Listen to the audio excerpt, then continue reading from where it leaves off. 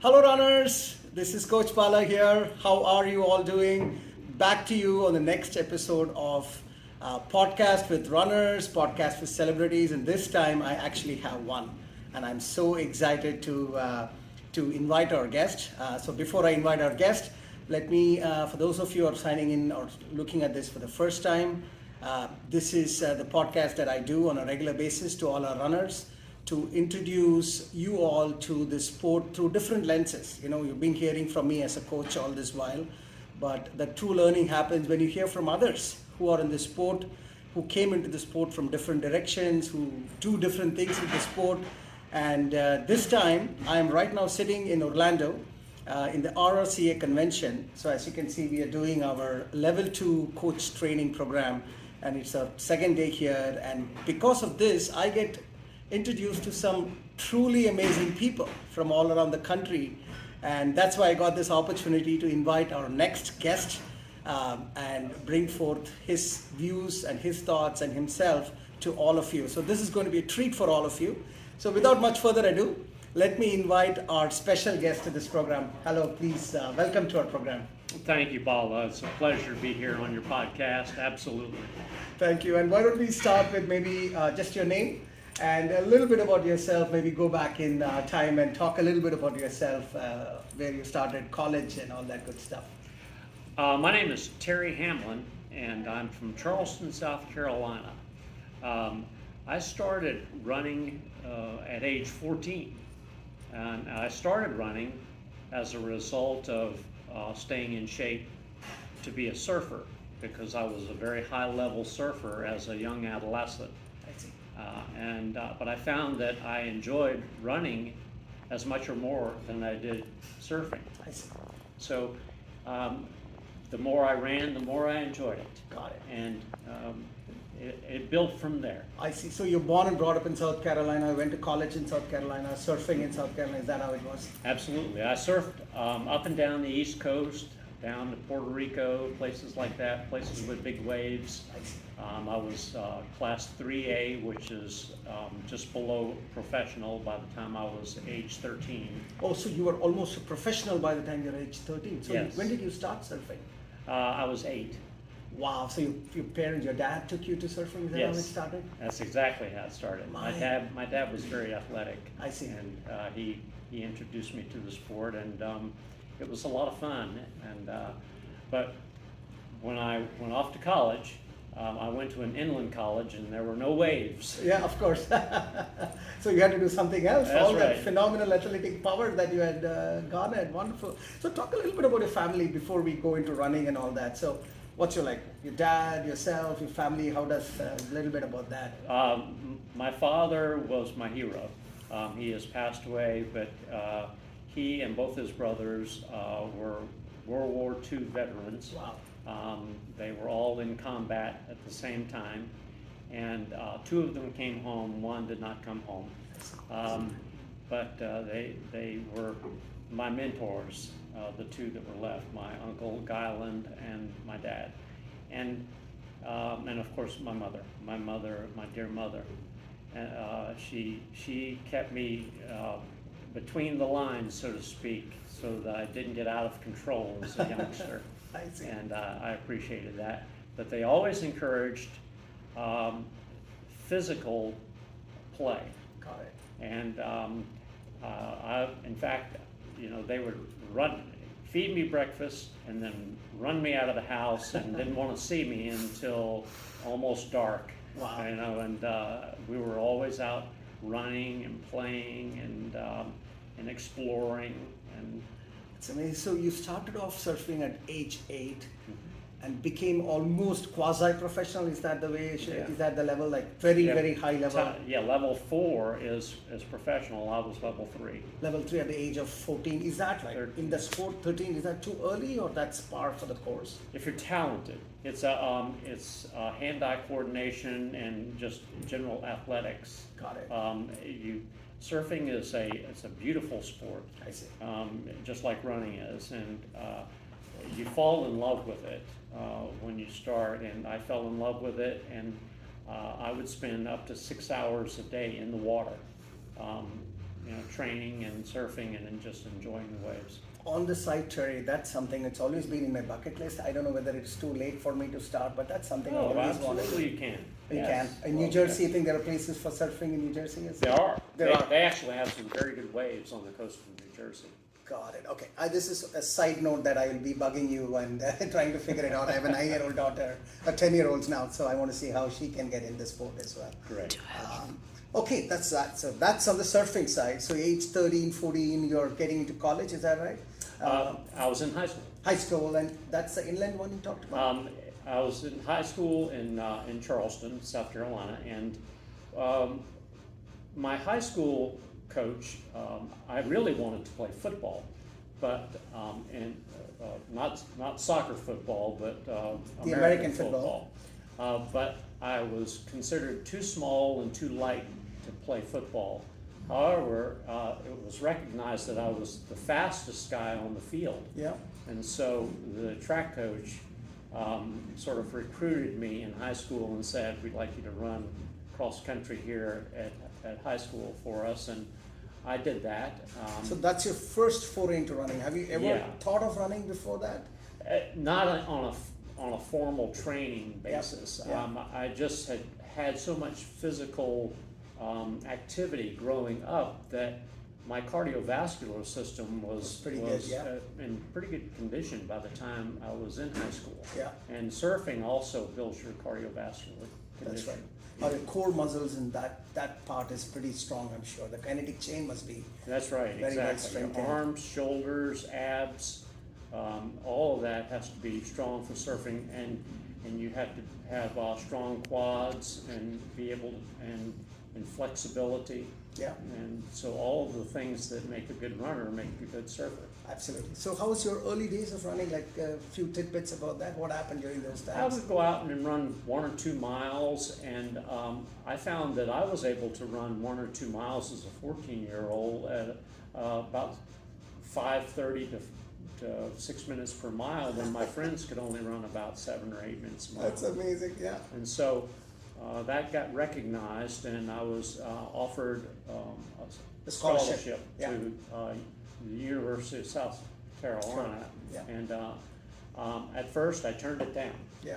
I didn't want to do formal running in college, and my father was very angry about that because it would have paid for my entire college. Yeah.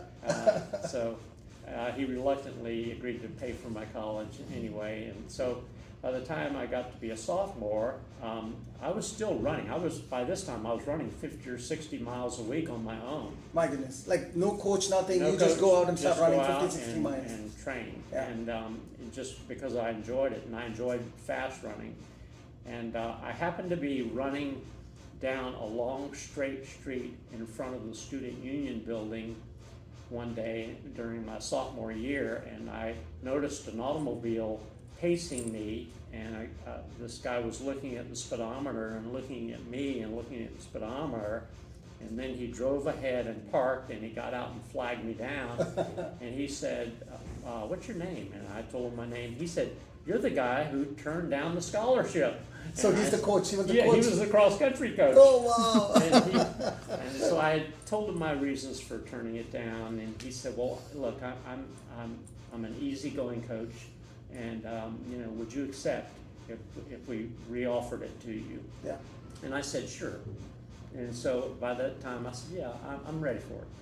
And Got it. So it's literally coach saw the talent in you and said that he couldn't see that go wasted.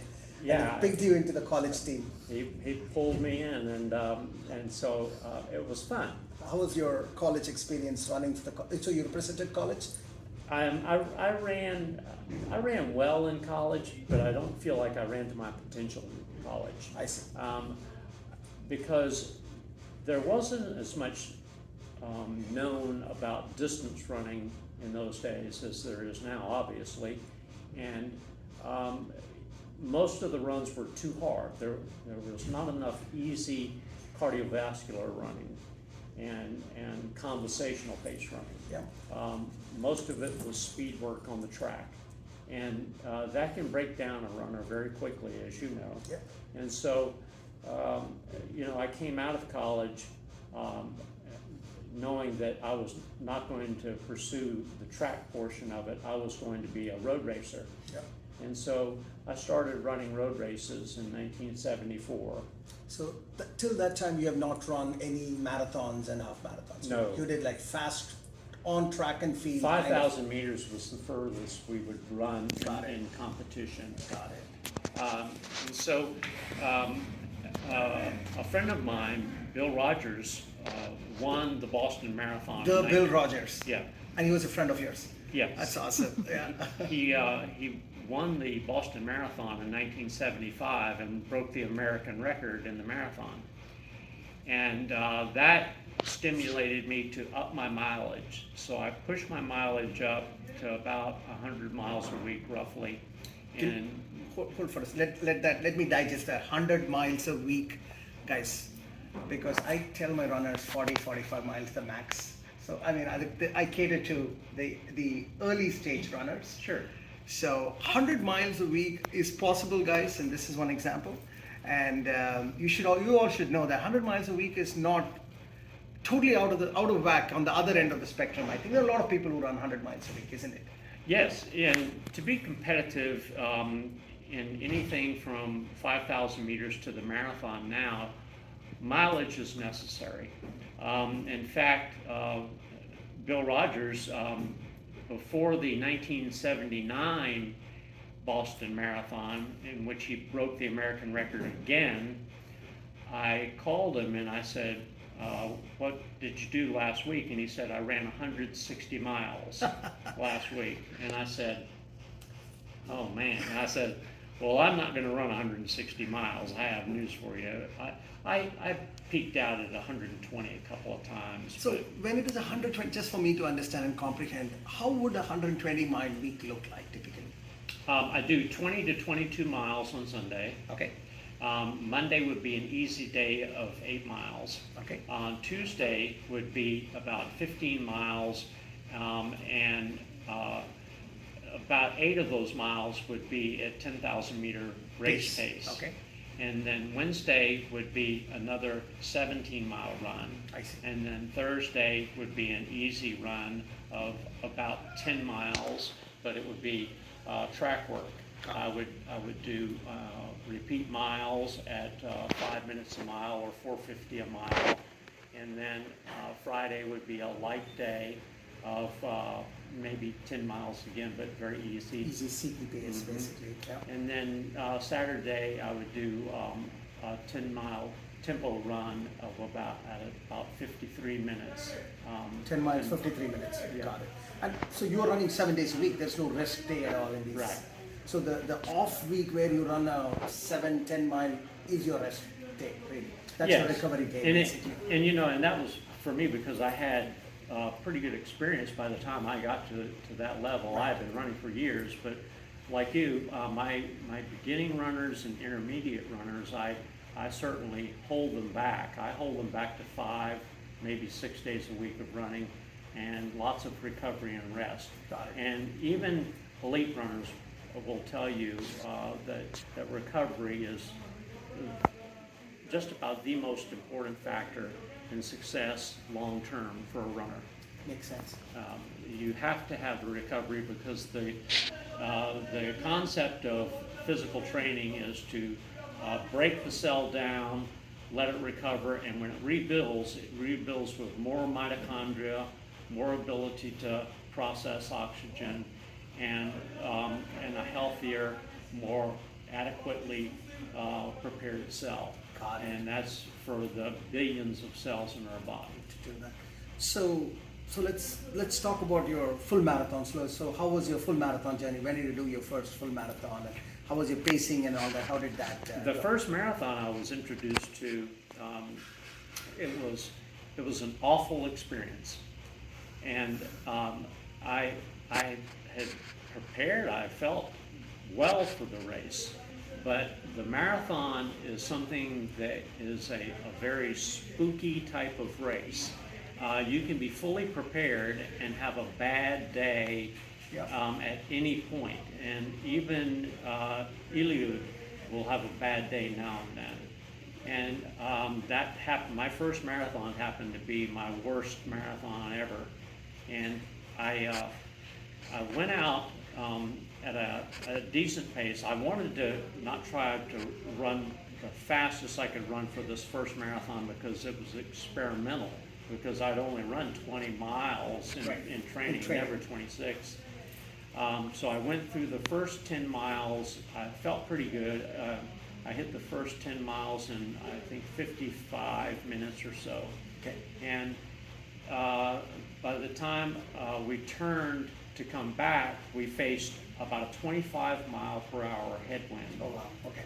And I was pushing as hard as I could push, and I ran totally out of glycogen, and I just hit the wall. At 20 miles? At 20 miles, the old hit the wall thing. And I think I finished in about 3:06 or something. And I said, I will never run another marathon. 2 days after that, I was training again for the marathon. So that was, it was just my immediate anger and disappointment in myself, but I processed it and emotionally got through it and said, okay, I'm gonna beat this thing. Yeah. And so I came back.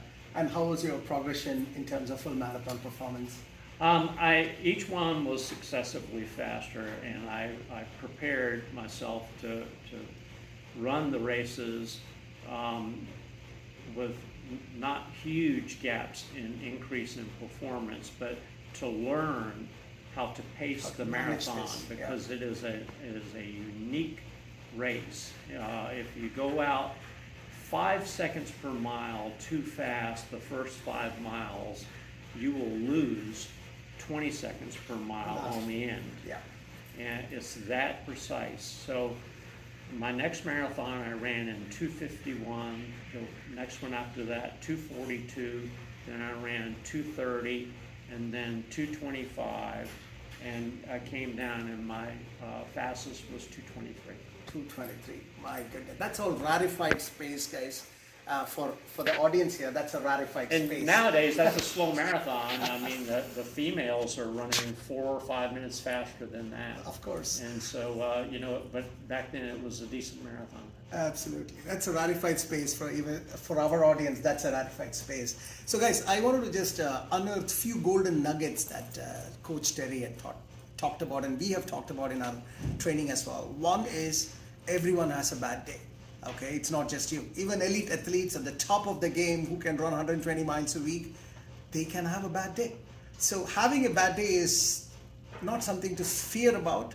It is just a part of the training, part of the journey. Learn from it, enjoy the day, come back for another day, come back to fight another day. You don't have to, the greatness here is how to come back. Not about just every race you had to hit a PR, keep on hitting a PR. You all will face a bad day, guarantee. So that's the first nugget I heard from him, right? The second nugget that he was talking about is that 5 second, if it's so precise, you try to overdo it and not able to control your emotions at the beginning of the race, the race will hand it back to you towards the end of the race. So it's all about race management, and that's something we have talked about a lot, and you hear directly from Coach Terry as well. And the third nugget, which is very interesting for me, is how you sort of prepare for a race in a macro cycle, right? So when he hit the 3 hours, 5 minutes, he didn't say that, okay, next time I'm going to come back, crush it at 2 hours, 30 minutes. No, he was going one step at a time, and then he landed at 2 hours, 22 minutes. Over what period of time you landed the 2 hours, 22? From 3:05 to 2:22? How long it took? 3 years. 3 years. That's a 3-year macro cycle. So that's how you need to be thinking about this. It's a long game, guys, pun intended. This is a long game. This is not like instantly first race, you missed it, next race you want to hit a 30-minute PR, and you might get injured, if you do that. So that's right. That is a great one. So in terms of, did you get any professionally acclaimed into anything? You represented anything for the 2 hours, or how did that go as a runner? Yes, I became fairly well known in at least locally, and when I say locally, on the East Coast. I placed as one of the top Southeastern runners in 1979. Okay. We had the Southeastern Championships, where it was a 15-mile, hilly 15-mile race, and I ran it in 77 minutes. And so that placed me up in a pretty good situation. And so I started getting invited to races. I couldn't go to all of them I wanted to go to. I got invited to go to New York 4 times, but it conflicted with that Southeastern Championship week. Yeah. And so I never ran New York, but I've run Boston. I've run Charlotte, Savannah, Miami. A lot of different ones. So on the top of your head, like how many full marathons you would have done in your life? Do you even have a count? Not a lot. Not a lot. Terrible lot. I'd say maybe a dozen. Okay, got it. And the reason is because I wanted to be a versatile runner. Yeah. I wanted, I knew that I had come from a 5,000 meter background, and I enjoyed 5,000 meters because I believe that 5,000 meters for a distance runner, not a middle distance runner, but for a distance runner, 5,000 meters is the toughest race there is because there's no time to hesitate. You have to go all out, 90% to 93% from the time the gun goes off, and then you have to be able to go 60 to 70 seconds completely anaerobic without air for the last 3 to 400 meters. You've got to be able to run it totally without air. And so it's like you're underwater. Yeah. And if you run the right race, you'll run it in negative splits. All races, if you're training to become an improved runner, you should aim for negative splits. The last mile should be faster than the first mile, and they should gently come down. But in the 5,000 meters, you will always have someone who will go out and want to take the race out hard, and you have to learn a bit of patience even at 5,000. Even in 5,000. That's right. Don't lose contact. In other words, don't let them get more than about 8 to 10 feet ahead, but don't try to lead the race from the very beginning. There are runners who do that and can do it very successfully. I'm not one of them. I am a guy who I will track you, and I'll focus right on between your shoulder blades. And when I see the first weakness in you, if I see your shoulder drop or something like that, then I take off and I'll surge and I'll go, and I'll do a 200 meter surge. In fact, there was a great 1980s runner named Mirutz Yifter, and Craig Virgin, the great Craig Virgin, 10,000 meter world champion, called him Shifter Yifter because he would shift gears. He would run. Mirutz would run a 10,000 meter race in a series of 200 meter surges. He would surge out, and what he meant to do was to pull guys along until he broke them. and more often than not, he would do that. He would break them. But Craig learned his secret. And so Craig started training that way, and Craig said, I've got a solution for him. I'm going to go out so hard that he can't surge and catch me at 200 meters, and that's how so much of mind games. It's not just all physical brawl. Oh, it's a lot of mind games going on. Amazing. So what was your fastest 5K PR? 14:37. 14:37, you get a 5K. That's amazing. Like, I've got a lot of kids. I just want them to get inspired that, all of this is possible. Just normal human beings achieving impossible things. And much faster than me. There are a lot of kids that are watching this, I hope, right now that will understand that they have much faster races in them than this. They have, a lot of them have 13-minute races for 5,000 meters in them. A lot of them have 2:10, 2:05 marathons in them. If they adopt the sport, and then the sport adopts them, and they're patient and willing to listen to coach, then you will get there.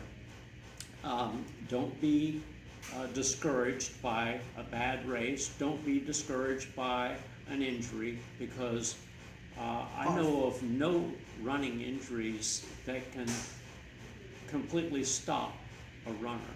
A traumatic injury may stop a runner, but a running injury, they're all fixable, all repairable. Absolutely. Amazing words. Okay, Terry, let's switch gears a little bit. I know that you had an illustrious running career, but I think I would say you also had an equally illustrious and having an illustrious coaching career. So let's talk a little bit about when did you make the switch to the coach side of things, and how has it panned out, and a few tidbits about that side of your life. Sure. I started the Charleston Running Club in 1977 just because I felt we needed a running club in our city, and we didn't have one. By the end of the year, we went from 11 members to 464 members, so that told me we did need a running club. And at the same time, a friend of mine and I, who was at the Medical University of South Carolina, I was the president of the running club, and he was the dean of the College of Medicine, and he was a club member, came into my laboratory and said, "What do you think about forming a race across the Cooper River Bridge to downtown Charleston from Mount Pleasant?" Now, you'll have to look it up on your GPS if you're not familiar with the area, but it's a 2.5-mile span. It's the largest cable stay span bridge in North America, and we formed a race, a 10,000 meter race across that bridge, and it is now the 3rd largest 10K in America. Wow! And the 5th largest in the world. My goodness, Terry, how many people run the? When we have a full capacity crowd, we limit it to 45,000 members. Oh Lord! So you're the race director for the? No, I was the race director for years, and then I did the public relations for years, and now I'm just sort of a figurehead. So are you the founder, one of the founding members, or are you the founder of the race? I am the co-founder. Me and Marcus Newberry. Amazing! Oh my God! I mean, every 5 minutes I get amazed by you. Look at that, guys! 45,000. That's like almost New York City Marathon size running. I need to come and run that race. Is there a waiting list or something to get in? Or Oh, does that work? no. It's always and if you contact me, I'll get you in. I don't care when it is. I'm going to use some high-level contacts You won't even have to pay. No, I want to pay. I want to come in. At least I'll get a tent free, maybe, towards the end of the race. There you go. Oh my God, 45,000. See, one of the things I'm also excited about is in the community that I live in, similar to what you experienced, not much of a race event. So I won't kickstart an event like probably what you did. So I probably will catch some thoughts from you how to do that as a race director and things like that. And you asked about, how did I become a coach? Yeah. I was sort of drafted into becoming the coach for the running club. We wanted to have a men's and women's competition team that represented our club. And so I was sort of deemed the coach. And so I competed on the men's team and coached the men's team, and I coached the female team as well. I see. Our female team went undefeated for 3 solid years in every single race. They won every team race that there was, and we went undefeated for 5 years, the men's team.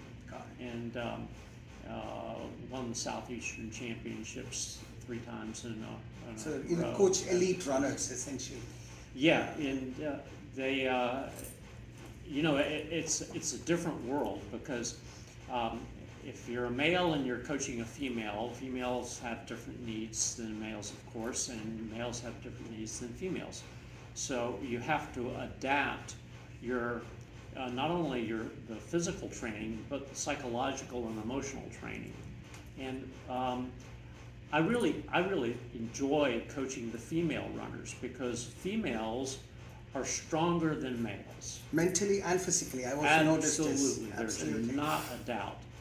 And I did every single workout with my female runners. I said, I will never give you a workout that I'm not willing to do right alongside you. Wonderful. And that, I feel, made them better. And they were appreciative of it, and it made them really good individual runners as well. Got it. Terry, what's the name of the race? I just want to make sure the audience hears that so that they can join again. The Cooper River Bridge Run. Cooper River Bridge Run. Cooper River Bridge Run, 5K and 10K only? It's a 10K, and we invite not only runners, but we have walkers, and we even have ladies pushing baby strollers. They whole can jump community, in. social thing. It's a wonderful event, and pre-COVID, we have had an expo, a 3-day long expo, very large expo, and we have a lot of invited runners. Now, we are not having an expo this year. The race is going to be held on April the 2nd. Is it an annual event? It's an annual event. Around and, April? It's usually either the last Saturday in March or the first Saturday in April, depending on how the calendar year works out, and for leap years, etc. It's very easy to enter. You just go on CooperRiverBridgeRun.com and pull it right up, and you can register right online. This year we're holding it to 25,000 runners, just to sort of get over COVID. And It's because of COVID, you've reduced the size to right. only 25,000. We had to reduce the size. And to tell the truth, we could actually have many more than 45,000 runners if we wanted to. The logistics are what holds us back, because Charleston is a very compact city, and we have a small park in the center of town called Marion Square. It's one city block park, and we have to finish all the runners right there. And so if you add 45,000 runners and walkers and their families and friends, you've got 120,000 people in a one city block area. And so we are literally out of space. Yeah, you're literally out of space. So folks, I know there are a lot of folks in Virginia, North Carolina, I think some folks are in South Carolina, lots of folks in Texas out there. I think this is something you guys should try it out. I'm definitely going to try it out. Let's sync up on the side.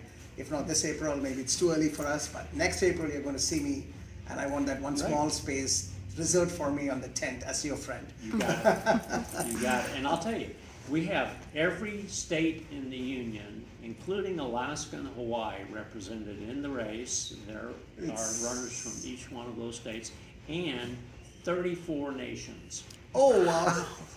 I mean, as I said, right, every 5 minutes he blows my mind. So this is the next 5 minutes he blew my mind with that stat. 34 nations. Terry, I mean, you're just an amazing human being, clearly. And I have so much more to ask you. So let's keep the reel rolling, because there's another interesting thing about you that I want to talk about. So how many years you've coached now? 30, 20, 40 years now? How many years? Oh gosh, I've coached 40 years. 40 years of coaching. Ballpark, how many runners have gone through your Terry coaching school of maybe 5,000. 5,000 runners. So that's personally everyone needs a high watermark to be ambitious about. That's going to be my ambition. I'm just a small fish right now. About 500 runners have passed through my school of coaching, but 5,000, why not? I think before I hang my boots, I will try to hit that number. Absolutely. And you know, the great thing is this is a lifelong pursuit. That's the way I look at running. I look at running as a lifestyle, and something that is enjoyment and peace in my head as I run. And I think most runners look at it that way. They may decide I want to run a marathon, but then when they start running and start feeling how good it feels to be fit, and they adapt the other areas of their life into fitness, all areas of their life seem to improve. Absolutely. Their relationships with other human beings. They become humble. That's right. I've seen better runners, including yourself, the more they achieve, the more humble they become. They realize what it takes to be successful, and then they kind of become humble as themselves. That's right, because we understand sort of the cracks in our foundation, and so we understand that we're not superhumans, we're humans, and that goes for all of us. And so the most fun I have in life is meeting people and enjoying people, particularly from other cultures. When I go to New York City on pleasure or business, I stop almost anyone on the street who will talk to me. My wife will tell you it will drive her nuts. My wife is like that too. I'm talking to this guy and this girl, and I'm on the subway and I'm talking to everybody, and you know what? They talk back, and they'll have a conversation with you, and they're fine. And yet I've had people that I know who are from New York go, "You talk to people?" And I said, "Well, of course." I said, "They're human beings." I said, "Why shouldn't we talk?" And I said, if more people talked, we would have less war. Yeah, what a beautiful, positive approach to life in general, not just running. So Terry, let's just milestones that I've heard till now. Accomplished runner, 2 hours 20 something, full marathon, PR, 14-minute 5K runner, 5K, right? Yeah, 5K runner, and then 40 plus years of coaching, 5,000 runners. These are all like sort of milestones and summarizing this. And then the co-founder of one of the largest races in America, 5K, 10K race that we all should go and experience. And also an amazing human being who can take on hard things and still move over that and continue to do what's passion. So why I'm saying that is, I know you're not shy about talking about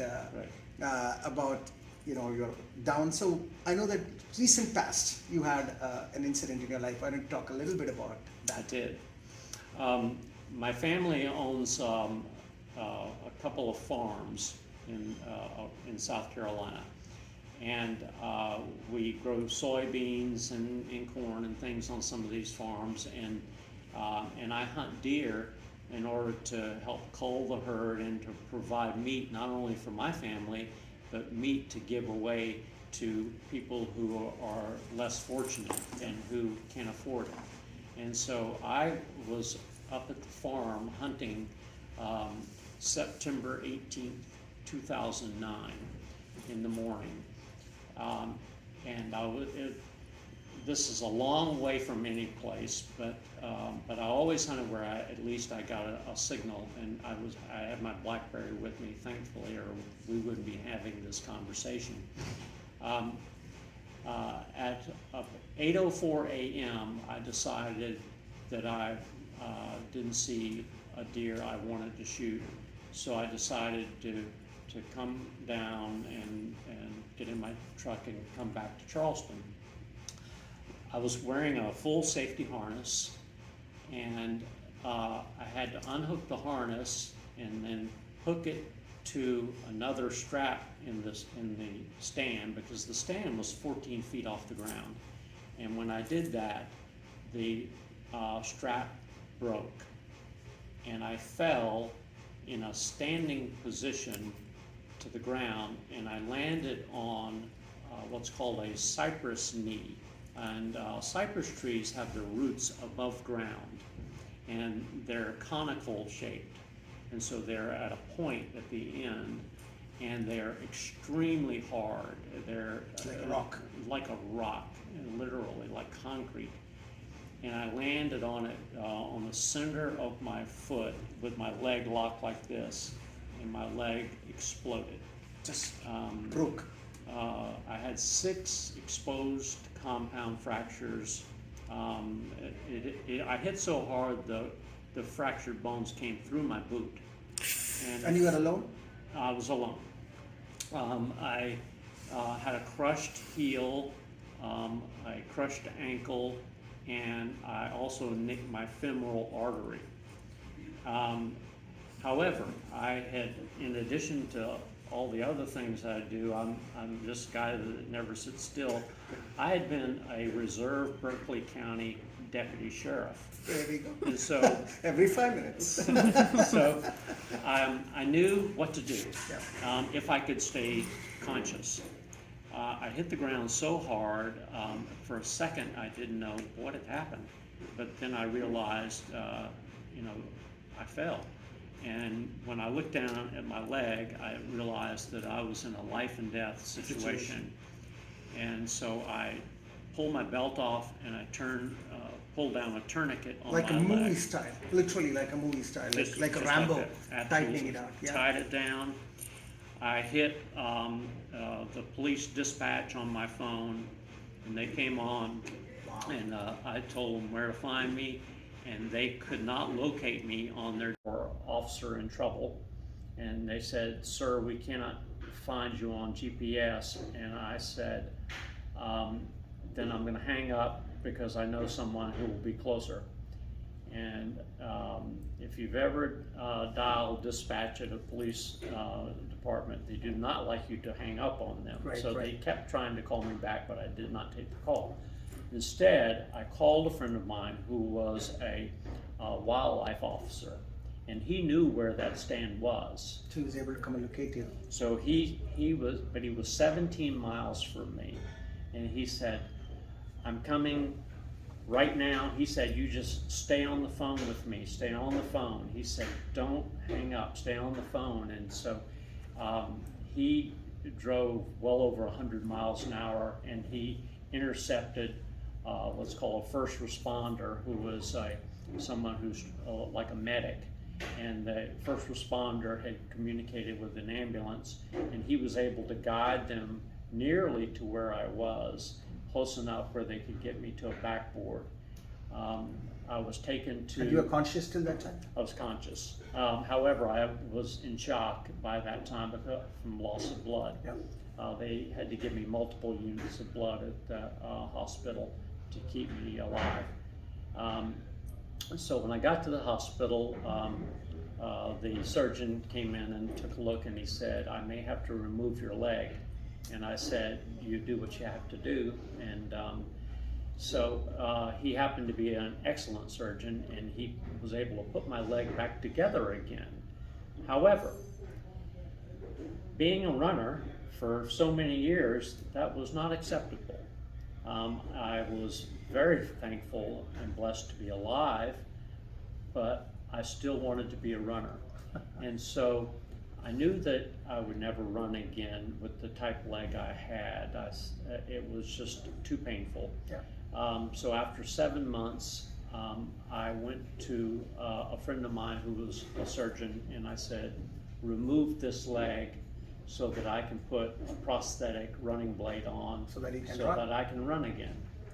And he was kind of upset at that. And this he is said, how old you were at that time, if I may ask? I was 59. You're at 59, you're not letting it go. It's not at 59, you've run for 30 years plus. That's right. That's 30, maybe more? Yeah, he said, "You're going to walk on crutches or with a cane the rest of your life." And I said, "No, I'm not. That's not happening. I'm going to get a prosthetic leg, and I'm going to get a prosthetic blade, and I'm going to continue my life." I said, because not only because of running, but I want my wife to have the man she married. And she married a fit man who's very active. And if I have to be disabled, I want it to be as little a disability as possible. Wow. And so he finally agreed. We took the leg off. I had some subsequent infections. I had a pulmonary embolism, which would have killed a normal human being. But being a runner, one of the good offshoots of being a runner is that your heart is larger, your coronary arteries are larger, and so the blood clots went through there with no problem, lodged in my lungs, and we were able to dissolve them, and eventually they were able to put me, this was December of 2010, they were able to put me into a running blade. So they put me in a running blade, and I announced I'm going to run the Cooper River Bridge Run. And now, mind you, it had been months and months and months before since I had run a step. Yeah. And I only ran actually 3 times on the blade before the April race. Yeah. So I had 3 total workouts in 9 months. And there were 2 large Marines agreed to run on either side of me, so that because people were very kind and sweet, and they wanted to pat me on the back and say, "Way to go, we're proud of you." But that can also cause you to fall. Correct. If you're not really experienced with a blade. And so these guys sort of kept people, a little ways off of me so I could continue.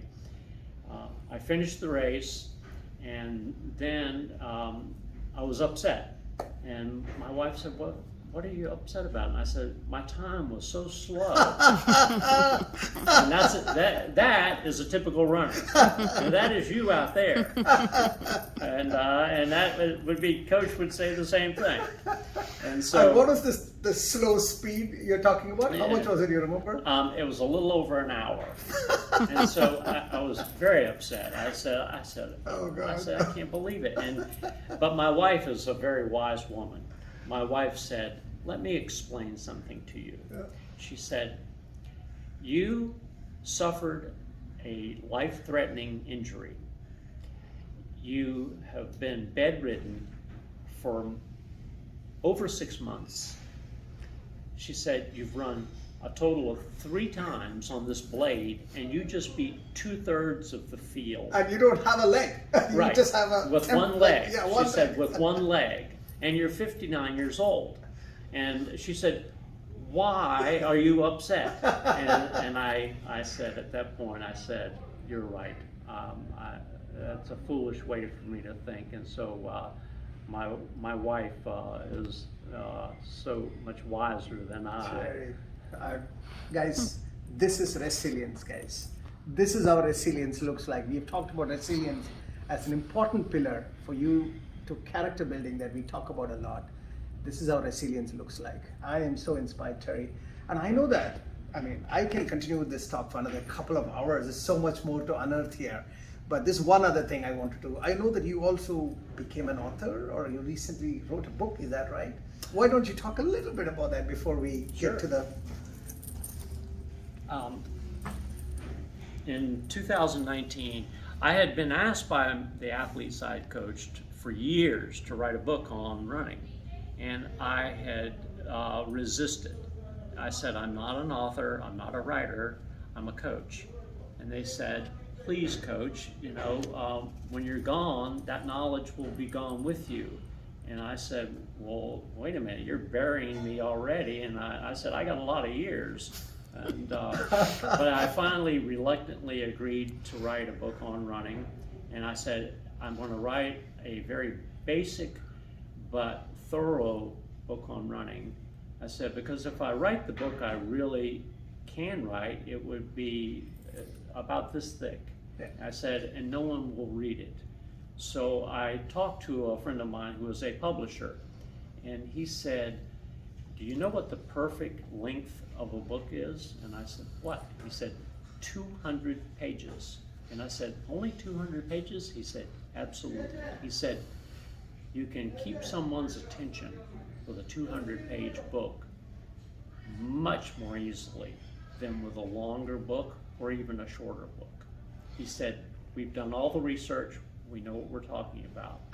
This book is 199 pages. And it's, I coach basically using the Lydiard system of base training, building your base, adding resistance, and then adding speed work and tapering. And that's, and the different mileages are adaptable for different lengths of races you want to run. Or if you just want to run for fun but want to be a better, faster, more fit runner, you can use this to become that as well. And I'm presenting this copy Oh, to my friend Bala and for having me on his podcast. And I also am, don't let him forget, I'm giving him 2 extra copies, and I will let him decide who gets those 2 extra copies. Maybe he can have a contest or a question and answer series, and you can present them, and I will sign them. Thank you, Coach Terry. This is an honor, absolute honor, and I can't wait to dive into this 199-page manuscript. And thank you. my email is on the back. Yes. And so, if people want a copy of the book, I think most of the stores are out of them now, but you can email me, and Bala can provide you with my email, and I'll actually mail you a copy of the book. Amazing. Happy to do it. And Building a Better Runner, folks, by Terry. By the way, it's been forwarded by none other than Bill Rogers. Those of you who do not know, multiple times Boston, New York City marathon winner. Did he also represent the U.S.? I'm trying to remember. In the Olympics. He represented the Olympic team in 1976, but he ran a bad race, just had a bad day, and he ended up, I think, he was middle of the pack. When his best times were faster than the winning time, but the marathon, as I said earlier, it's an odd race. Yeah. It can present you with all kinds of challenges on the last day. Yes. Absolutely. Thank you for this, Coach. This is an honor to receive it directly from you. And man, 50 minutes just flew by, and I know that we only barely scratched the surface of your illustrious life. Maybe one last short question for you. Sure. We have about 500 odd runners. Most of them are on the early phase, not the elite runners. Definitely, they're literally discovering themselves that, oh my God, I can run too. I was just a mom yesterday, and now I feel like I'm doing something for myself, and they feel good about it, and that's the category, that's the segment that I cater to. Any words of wisdom as a coach, as a runner, as a race director, as an author? What words of wisdom you can give them in terms of having a long running sort of career? What is it that they should be focused on right now? I want them to run to the way they feel. I want them to learn to love the sport. I don't want the sport to be pressure. The sport should be enjoyment. If you never win a race, who cares?